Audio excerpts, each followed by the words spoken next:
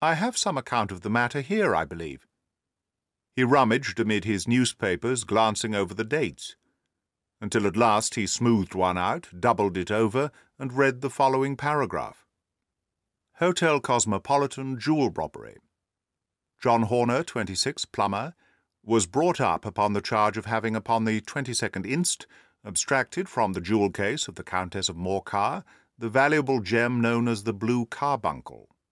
James Ryder, upper attendant at the hotel, gave his evidence to the effect that he had shown Horner up to the dressing-room of the Countess of Morcar upon the day of the robbery, in order that he might solder the second bar of the grate, which was loose. He had remained with Horner some little time, but had finally been called away. On returning, he found that Horner had disappeared, that the bureau had been forced open, and that the small morocco casket in which, as it afterwards transpired, the Countess was accustomed to keep her jewel, was lying empty upon the dressing-table. Ryder instantly gave the alarm, and Horner was arrested the same evening.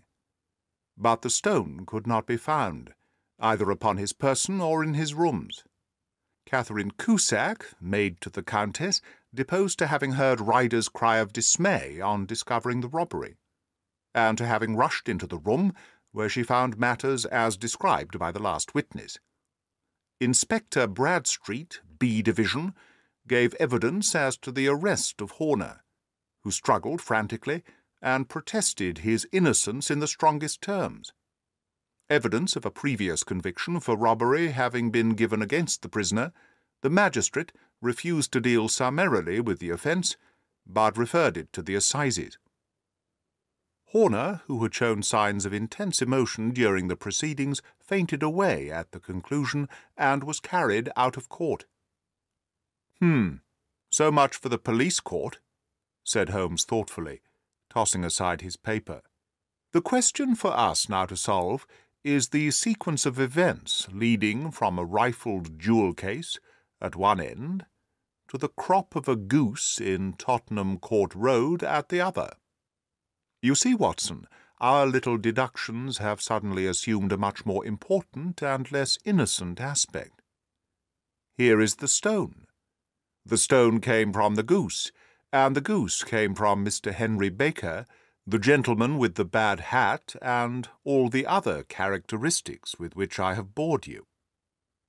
So now we must set ourselves very seriously to finding this gentleman, and ascertaining what part he has played in this little mystery. To do this we must try the simplest means first, and these lie undoubtedly in an advertisement in all the evening papers. If this fail, I shall have recourse to other methods. What will you say? Give me a pencil and that slip of paper. Now then. Found at the corner of Goodge Street a goose and a black felt hat. Mr. Henry Baker can have the same by applying at 6:30 this evening at 221B Baker Street. That is clear and concise. Very, but will he see it? Well, he is sure to keep an eye on the papers, since, to a poor man, the loss was a heavy one. He was clearly so scared by his mischance in breaking the window and by the approach of Peterson, that he thought of nothing but flight. But since then he must have bitterly regretted the impulse which caused him to drop his bird. Then again the introduction of his name will cause him to see it, for every one who knows him will direct his attention to it. Here you are, Peterson. Run down to the advertising agency and have this put in the evening papers. In which, sir?